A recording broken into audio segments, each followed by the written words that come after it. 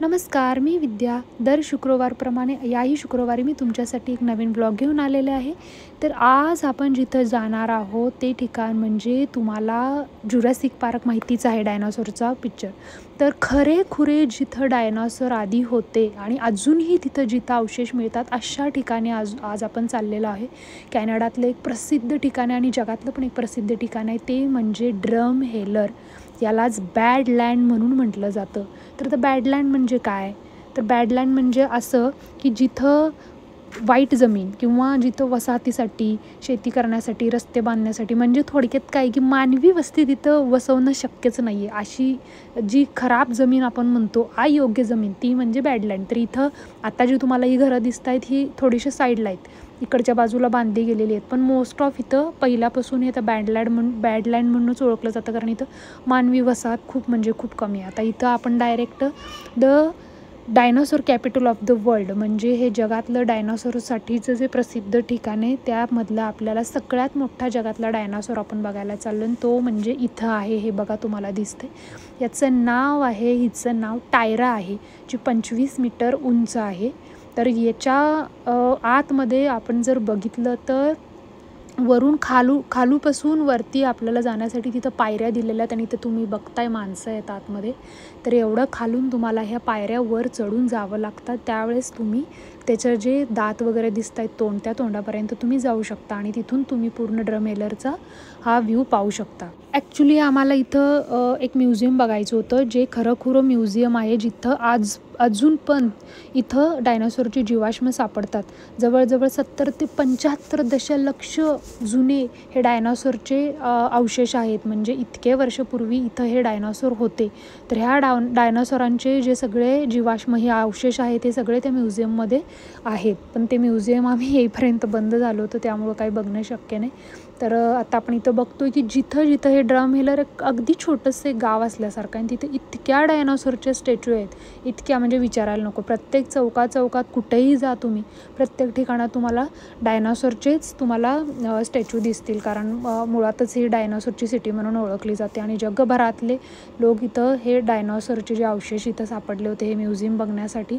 आणि इथला जो टायरा नावाची ही जी मोठीच्या मोठी डायनासोर होती मागाशी हिरव्या कलरची दाखवलेली, ही दुसरी, तर ते बघण्यासाठी लोक हे. त्यावेळेस मी डायनासोरचे सगळे हे स्टॅच्यू बघत होते, त्यामधला एक खतरनाक डायनासोर बाबा मी जो जुरासिक पार्कमध्ये बघितला होता, तो डायनासोर माझ्या प्रत्यक्ष डोळ्यासमोरच दिसायला लागला की बाबा खराखुराच डायनासोर आहे का काय, असं वाटायला लागलं. सगळीकडे इतके डायनासोर बघून वाटायला लागलं इथं खरे डायनासोर जागे व्हायचे. हे मी तेच विचार करत होते की बाबा इतकी वर्ष जुने पुराणे इथं डायनासोरांचे अवशेष आहे, म्हणजे अजूनही जिथंही कुठं खोदकाम झालं की तिथं थोडेशा प्रमाणात का असं ना अजूनही इथे अवशेष मिळतात. ह्याच्यावरूनच लक्षात येतं की तेवढ्या ज्यावेळेस आपली ही पृथ्वीवरती म्हणजे 70 ते 75 दशलक्ष वर्षापूर्वी इतक्या जुन्या ह्याच्यामध्ये इतके मोठे डायनासोर होते, हे खरं आहे, कारण अवशेषांवरूनच आपल्याला समजते. आणि इथं बघा, हे अशा प्रकारे सगळे वेगवेगळ्या प्रकारचे जे डायनासोर आहेत, त्याचे टाईप्स जे आहेत, त्याचे सगळ्याच्या इथं स्टॅच्यू इथं आहेत. ते काय सगळे मी शूट केलेले नाही आहे, जेवढे फार थोडे आहेत तेवढे मी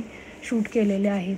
तर अशा हे बघा, तुम्ही बघू शकता अशा प्रकारे. आणि तुम्हाला जर इथं यायचं असेल ड्रमहेलरला, हे म्हणजे कॅल्गरी जे आहे आपल्या कॅनडामधलं जे कॅल्गरी आहे, कॅल्गरीपासनं जवळपासचं एअरपोर्ट म्हणजे तेच आहे आणि तिथून जवळजवळ 1.5 तासाच्या अंतरावर हे ड्रमहेलर आपल्याला लागतं. तर आम्ही तर बँफमध्ये राहतो, त्यामुळे आम्ही बँफवरनं येण्यासाठी आम्हाला जवळजवळ 3.5 तास इथं लागले येण्यासाठी. आणि आता सध्या उन्हाळा असल्यामुळे एवढी काही अडचण आली नाही आहे. पण ज्यावेळेस इथं पाऊस असतो आणि इथलं खरं म्हणजे कॅनडामधल्या वेदरचं, हवामानाचं काहीच अंदाज लावता येत नाही. इतक्या सडनली सगळं, आत्ता ऊन असते तर थोड्या वेळात ढग येतात, पाऊस येते, किंवा अचानक आता तरी ऊन आहे म्हणून काही नाही, पण स्नोफॉल सुरू होऊ शकतो. म्हणजे खूप सडनली इथं अचानक हे सगळं वातावरण जे आहे ते इथलं चेंज होतं. त्यामुळे प्रत्येक वेळी आपण अलर्ट राहणं खूप महत्त्वाचं आहे. प्रत्येक वेळेस आपल्याबरोबर स्नोचे कपडे असतील, रेनकोट असतील, जे तुमचे जॅकेट्स वगैरे असतील, पाण्याच्या बाटल्या, सगळं खाण्याचं थोडंसं सामान हे घेऊनच इथं कुठेही जाताना तुम्ही बाहेर गेलं पाहिजे, कारण खूप सडनली इथं वेदर चेंज होतं आणि मोस्ट ऑफ इंडियन जेवण मिळणं इथं खूप कठीण आहे. खूप अशा छोट्या गावांमध्ये तर अजिबातच मिळत नाही. हे बघा, तुम्ही बघू शकता, हे सगळ्या जिथं शॉपिंग मॉल आहे त्याच्या बाहेरसुद्धा आपल्याला सगळे डायनासोरचे जे स्टॅच्यू आहेत ते बनवलेले आपल्याला दिसतील. बघा, हा मोठाच्या मोठा इथे पण एक डायनासोर आहे. अशा प्रकारे हे सगळी डायनॉसॉरची ही सिटी आहे. आणि तिथून आम्ही पुढं ते हुडूस म्हणून जे आहे त्या ठिकाणी चाललो आहे. तुम्ही जर बघितलं कोई मिल गया मूव्हीमध्ये कोई मिल गयाचं जे जादू गाणे, त्या जादू गाण्याचं शूटिंग ह्या हुडूस जिथं आता आपण चाललो आहे तिथं झालं आहे. तुम्ही व्यवस्थित जर गाणं बघितलं तर अर्धं शूटिंग आमच्या बँकमध्ये झाले आणि अर्धं शूटिंग ह्या ड्रम हेलरच्या हुडूसमध्ये झालेलं आहे. तर हे हुडूस जे आहे ना, हे म्हणजे नॅचरलीच हे असं आहे.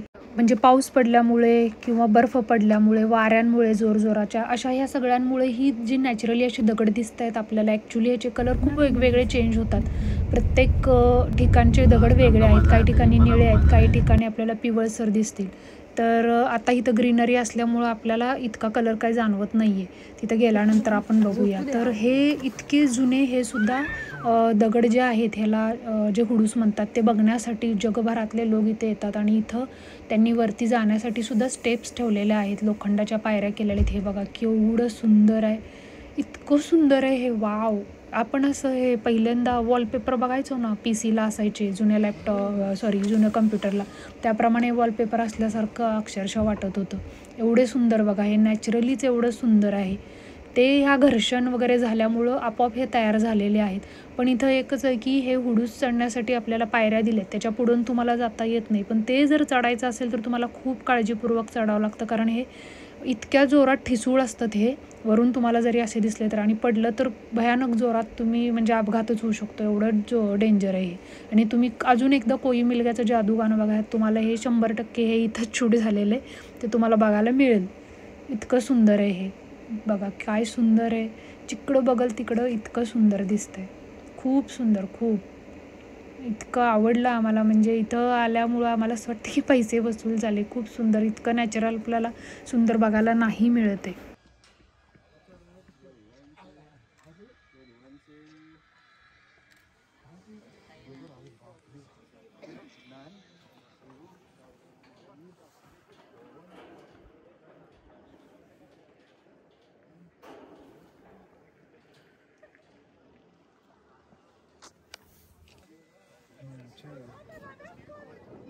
ये चढ़ रहे हैं।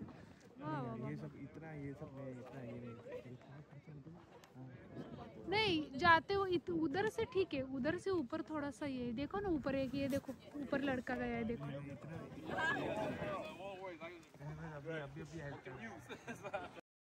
आता तुम्ही बघता इथं इतके पर्यटक आले, आणि हे सगळे पर्यटक वरच्या शेवटच्या टोकापर्यंत सगळ्यांना जायचं आहे, त्यामुळे हे सगळे वरती चढायला लागलेत.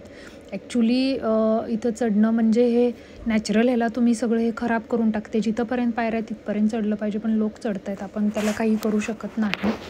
पण तरीही वाटतं की बाबा एखादी जी वास्तू आहे ती तशीच ठेवावी, त्याला हात नाही, म्हणजे त्याला इजा नाही. मगाशी म्हणल्याप्रमाणे इथं बघा वेदर चेंज झालेलं आहे. आता ढगाळ वातावरण एकदम अचानक बदलले.